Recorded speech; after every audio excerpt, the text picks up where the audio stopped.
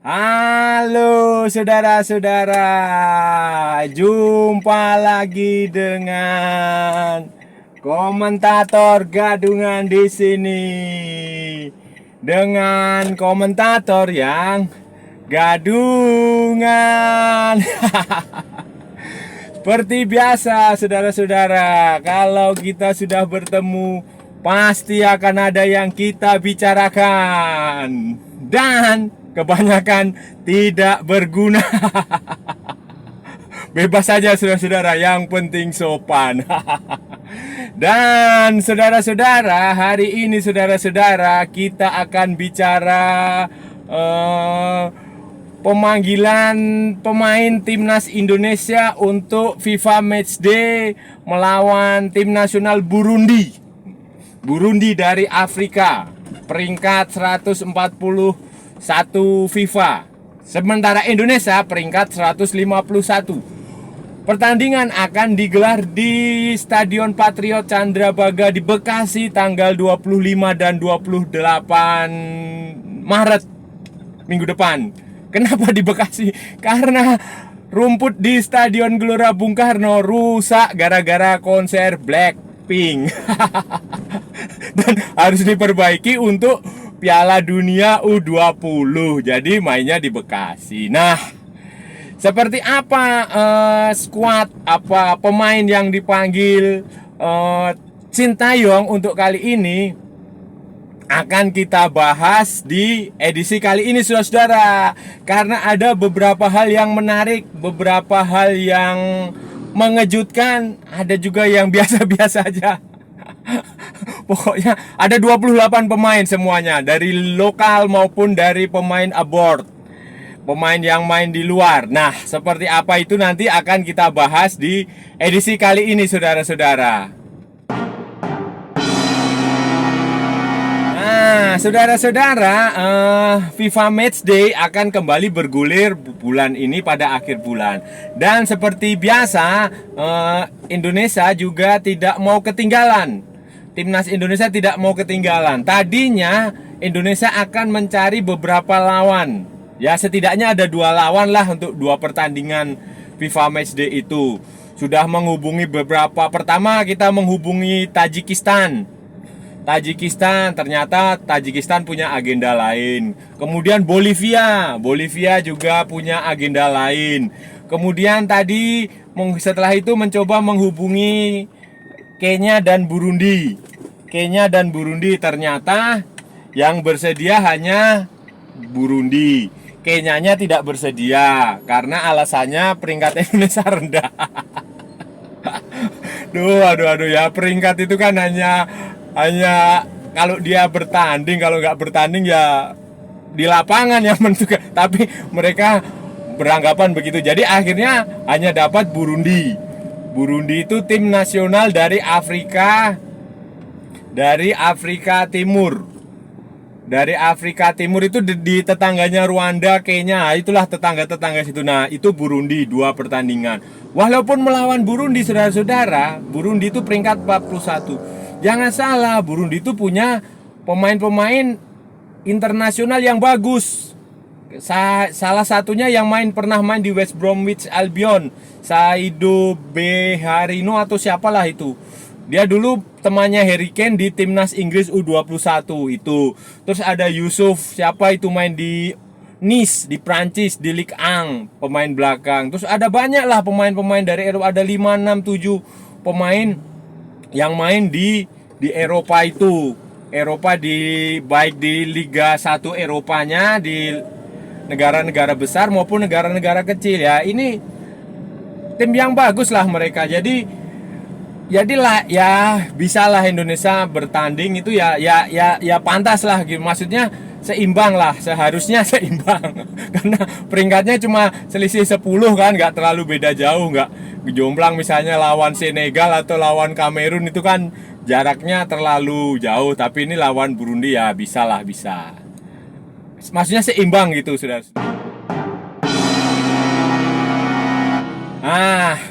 Saudara-saudara, melawan Burundi ini Sintayong mengumumkan skuad 28 pemain. Itu kemarin, itu hari apa ya? Hari hari Selasa malam kalau nggak salah. Selasa malam itu Sintayong mengumumkan pemain yang akan tampil menghadapi itu Burundi itu.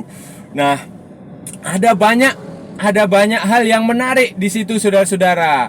Pertama, Sandy Walsh itu batal menjalani debut. Sintayong tidak memasukkan Sandy Walsh karena Sandy Walsh itu sebenarnya sedang dalam proses pemulihan cedera. Waktu itu kan dia sempat absen lama di klubnya di Belgia itu, di Mechelen apa-apalah susah namanya. Nah, itu dia absen lama karena memang cedera. Dia sedang menjalani pemulihan cedera itu.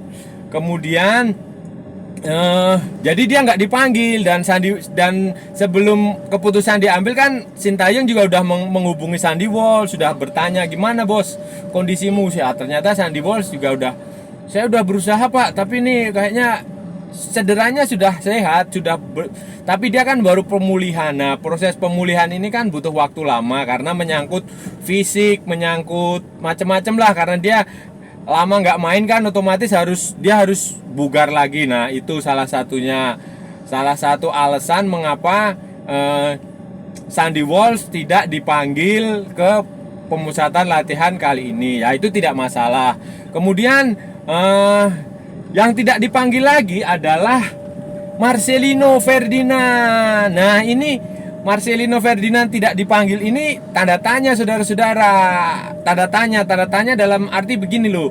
Apakah dia tidak dipanggil karena berkaitan dengan Piala Dunia U20 bulan Mei Juni mendatang, atau ada masalah apa? Karena begini, Sintayong ini sempat marah sama Marcelino karena pergi ke Belgia ke KMSK Deinze ini tanpa izin, tanpa minta pertimbangan Sintayong. Sintayong kalau dimintai pertimbangan, Sintayong akan menyarankan kepada Marcelino supaya tidak buru-buru pergi ke Eropa dulu. Dia ingin Marcelino ini main di Piala Dunia U20 terlebih dahulu untuk menunjukkan kemampuan dia. Nah, nanti kalau Marcelino ini udah tampil bagus di Piala Dunia, tampil bagus di turnamen itu, kemungkinan dia bisa bermain di klub yang jauh lebih elit daripada Deinze, ke liga yang lebih bergengsi daripada Belgia Divisi 2, dan harganya kemungkinan akan naik tinggi. Itu saran Sintayong itu, marahnya kepada Marcelino itu seperti itu karena dia tidak dimintain saran. Dan Marcelino juga tidak ngomong ke Sintayong untuk izin. Tahu-tahu udah pergi tanda tangan kontrak dengan klub Belgia dan dia absen di pemusatan latihan untuk Piala AFC U20 itu. Jadi itu, apakah hal itu menjadi penyebab kemarahan Sintayong, itu menjadi penyebab Marcelino tidak dipanggil untuk TC kali ini, atau apa? Atau memang karena untuk sengaja dipersiapkan untuk Piala Dunia U20, itu hanya Sintayong yang tahu. Dan nanti ketika timnas sudah kumpul kan, nanti kami kawan-kawan jurnalis ini pasti akan tanya alasannya ke situ, dan pasti dia akan menjawab. Tapi sementara ini itu kita belum tahu pasti alasannya apa. Ya, semoga memang diplot untuk Piala Dunia U20 itu aja. Jadi nggak ada alasan yang aneh-aneh. Karena ini anak muda masih bagus ya, masih labil lah. ABG labil lah, kayak gitulah. Jadi belum bisa mengambil keputusan yang matang ya. Ya harap dimaklum aja saudara-saudara. Nah, saudara-saudara, ketika Marcelino Ferdinand tidak dipanggil, yang menarik adalah Sintayong memasukkan 4 pemain timnas U20 ke timnas senior ini, timnas Indonesia yang akan lawan Burundi ini. Ada 4 pemain saudara-saudara. Mereka adalah Dava Fasya, penjaga gawang yang waktu di Piala AFC U20 itu tampil luar biasa, jadi kiper utama gantikan Cahya Supriyadi. Terus ada kapten tim Kapten timnas U20 Ferrari, Muhammad Ferrari dari Persija. Terus ada temannya Ferrari itu si yang back kiri, yang sayap kiri, back kiri, full back kiri Doni Tripamungkas. Sama satunya yang full back kanan dari PSM Makassar, Zaki Asraf itu 4 pemain itu. 4 pemain itu dipanggil ya tujuannya jelas lah kan, sebagai pengalaman, memberi mereka jam terbang, kematangan untuk Piala Dunia 2020 bulan Mei nanti. Piala Dunia 20 bulan Mei nanti itu mereka memang sengaja dipanggil ke situ supaya ya memberi pengalaman, memberi jam terbang supaya nanti bisa menjadi pemain andalan di Piala Dunia. Itu bagus karena sebagai bentuk regenerasi, sebagai bentuk untuk memberi kesempatan kepada pemain-pemain muda tampil di level yang pertandingan resmi yang benar-benar kompetitif. Pertandingan FIFA yang ya nggak bisa dianggap main-main, walaupun itu hanya uji coba, saudara-saudara. Nah, saudara-saudara, yang menarik dari pemanggilan ini adalah ada dua hal lagi, ada 2 atau 3 hal lagi yang menarik, saudara. Nah, dipanggilnya Sean Patinama. Nah, ini Pak Sean Patinama ini yang paling ditunggu oleh pendukung Indonesia, oleh supporter Indonesia. Kenapa itu ditunggu? Karena dia sudah lama, karena ini pemain naturalisasi, pemain keturunan. Bapaknya itu orang Maluku tetapi kelahiran Semarang, Jawa Tengah. Nah, sejak main bola itu bapaknya Sean Patinama ini sudah minta supaya Sean ini nanti kalau sudah besar dia memperkuat timnas Indonesia. Nah, jadi apa ya, dream come true, mimpi yang menjadi nyata. Jadi sejak udah cita-cita bapaknya udah meninggal kan, udah almarhum. Itu bapaknya minta Sean, dan proses naturalisasinya itu dimulai tahun 2009 dan sudah selesai pada 24 atau 28 Januari 2023 ini. Kemudian kan setelah itu ada proses perpindahan asosiasi dari KNVB dari Belanda ke PSSI di Indonesia, dan itu sudah selesai. Dan sekarang Sean Patinama sudah bisa bermain di Timnas Indonesia Senior. Posisinya adalah winger kiri. Dia bisa main sebagai winger, bisa main sebagai fullback kiri, bisa juga bermain sebagai gelandang tengah. Jadi ini pemain serba bisa. Dia bisa main di mana-mana di posisi kiri.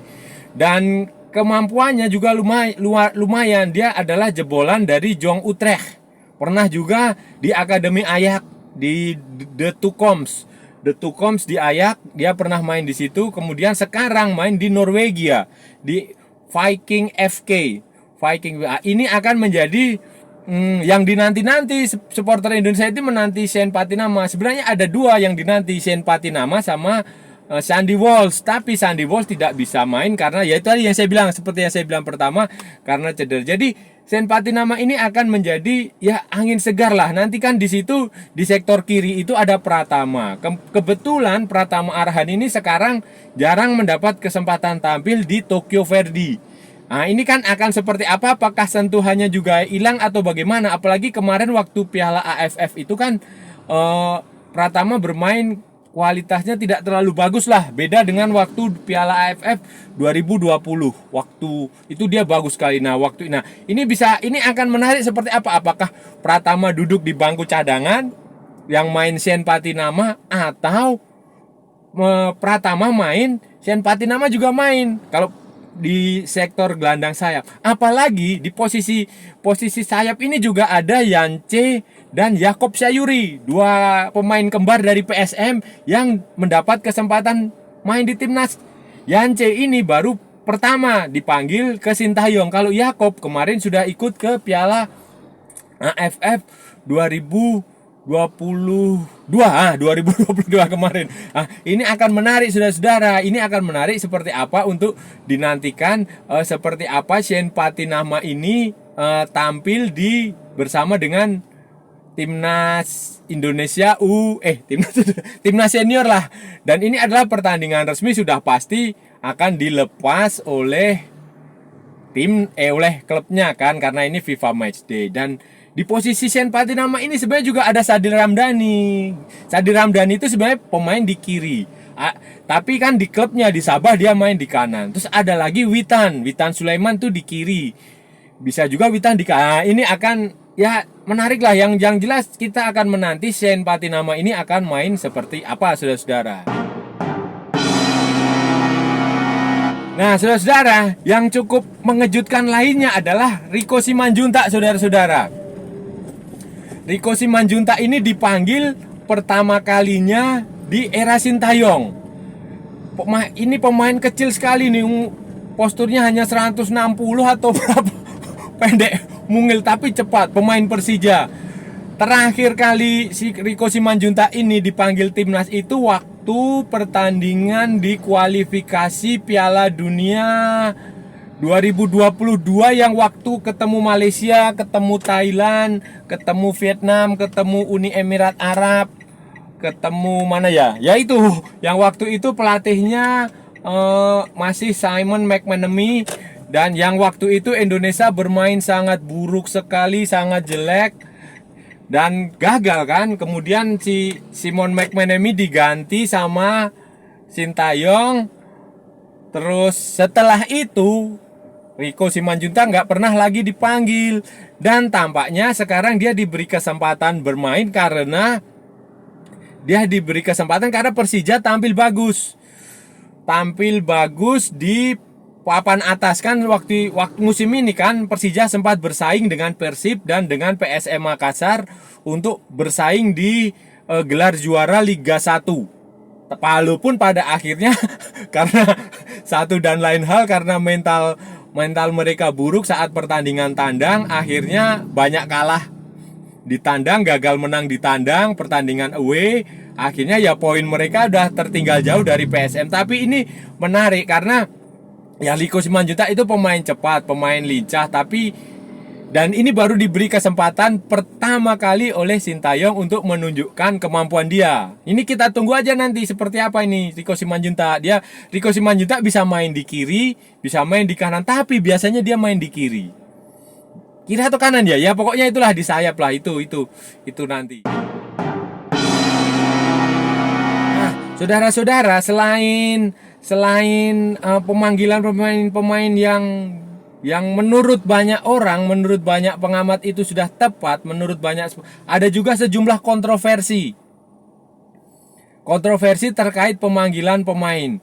Contohnya Egy Maulana Fikri dan Witan Sulaiman. Itu menuai kontroversi karena kedua pemain ini performanya sudah agak menurun. Terbukti kemarin waktu di Piala AFF main jelek. Ricky Kambuaya juga dipanggil lagi. Walaupun pokoknya tiga pemain ini performanya jelek sekali waktu Piala AFF. Dan di Liga itu juga turun tidak terlalu bagus. Egy dan Witan kembali dari Eropa, main di Indonesia. Dan main di Indonesia juga, di Liga Indonesia juga penampilannya biasa-biasa aja, tidak terlalu istimewa. Egy bahkan di pertandingan terakhir itu dia nggak main. Waktu lawan apa ya itu, dia nggak main, alasannya cedera, entah cedera beneran apa enggak. Witan juga sama aja, walaupun sudah belum mencetak gol malah Witan, atau malah sudah memberi assist tapi belum mencetak gol. Pokoknya permainannya jauh buruk lah, pokoknya buruk. Dan itu menuai kontroversi. Banyak pendukung maupun pengamat mempertanyakan kenapa dua pemain ini tetap dipanggil, kenapa tidak diberi kesempatan kepada pemain lain yang layak dipanggil. Contohnya Stefano Lillipali. Nah, banyak orang yang menyarankan seharusnya daripada memilih Egy atau Witan, Sintayong bisa memanggil Stefano Lillipali. Karena Stefano Lillipali ini sedang bermain bagus di Borneo FC. Borneo FC itu ada di papan atas. Kalau nggak salah di peringkat berapa ya? Peringkat 4 atau peringkat 5. Pokoknya di papan atas. Walaupun permainan Borneo ini nggak konsisten. Gonta-ganti pelatih, gonta-ganti. Kadang main bagus, kadang main jelek. Tapi Stefano Lillipali ini termasuk stabil. Dan pemanggilan terakhir Stefano Lillipali ini waktu kualifikasi Piala Asia.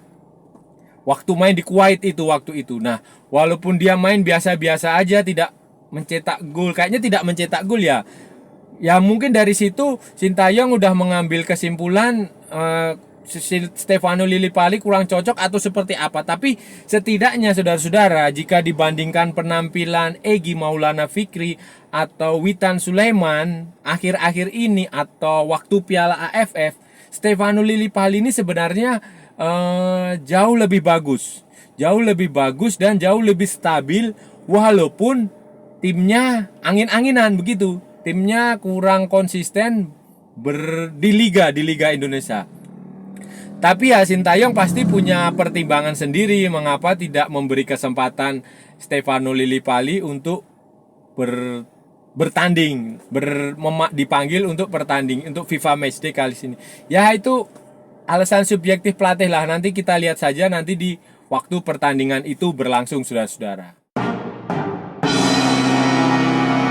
Terus bagaimana saudara-saudara melawan Burundi nanti? Ya santai saja, nggak perlu. Ya kita bisa kalau bisa memenangkan pertandingan, dapat hasil imbang juga tidak masalah. Karena ini kan hanya pertandingan uji coba yang hanya akan memperebutkan poin di FIFA. Poin peringkat FIFA ya. Nah poin itu, peringkat FIFA itu hanya berpengaruh kepada nanti kalau misalnya ada drawing Piala Asia. Piala Asia kan Indonesia ikut. Itu atau kualifikasi Piala Dunia atau apalah pertandingan resmi FIFA lainnya. Hanya itu aja, hanya sebatas itu aja. Itu tidak menggambarkan kualitas sesungguhnya di lapangan itu seperti apa, timnya bagus atau jelek atau seperti apa. Itu aja. Jadi ya bermain santai aja, mencoba melihat seperti apa skuad Indonesia ini yang kali ini gabungan dari pemain senior, pemain junior itu. Dan ini menarik, nanti kita bisa lihat aja lah akan seperti apa. Nah, itu tadi saudara-saudara pembahasan kita hari ini. Kita sudah bicara panjang lebar, kita sudah membicarakan timnas Indonesia yang akan menjalani pertandingan persahabatan international friendly match melawan Burundi di Bekasi nanti minggu depan. Dua pertandingan dengan tim yang sama ya, mirip kayak waktu Indonesia ngelawan Curaçao tahun lalu. Bulan apa ya, bulan Oktober apa bulan September atau November ya, tahun lalu lah pokoknya. Nah itu kita sudah bicara panjang lebar, kita sudah melakukan analisis gadungan tentu saja. Namanya juga gadungan, saudara-saudara. Kita juga sudah membahas pemain-pemainnya, kira-kira mana yang pantas, mana yang tidak, dan apa alasannya. Dan ya saya rasa udah panjang lebar ya, sudah cukup ya, sampai mulut saya berbusa, saudara-saudara. Dan ya kalau ada salah-salah ya mohon maaf, namanya juga gadungan. Kalau benar ya itu merupakan sebuah kebenaran, saudara-saudara. Kalau saudara-saudara merasa channel komentator gadungan berguna, bermanfaat, menghibur, menginspirasi, silahkan share, like, and subscribe. Sebarkan ke semua teman-teman, saudara-saudara, teman dekat, semua apa sajalah. Satu kampung, satu kelurahan, semuanya dikasih tahu. Tapi kalau saudara-saudara merasa tidak berguna channel ini, ya abaikan saja. Jangan direport, karena kasihan saya. Oke saudara-saudara, jangan lupa ikuti pula akun media sosial komentator gadungan. Ada di Instagram, ada di Facebook, dan ada di TikTok. Oke saudara-saudara, sampai bertemu lagi di edisi berikutnya. Salam olahraga dan merdeka.